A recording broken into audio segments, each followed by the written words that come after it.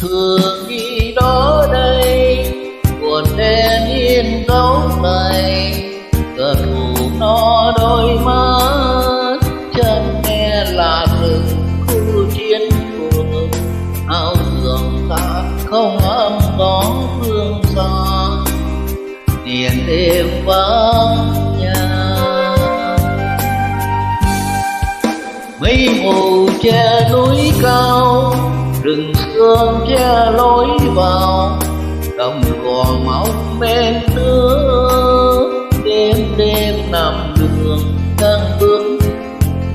áo nhà binh thương lính lính thương quê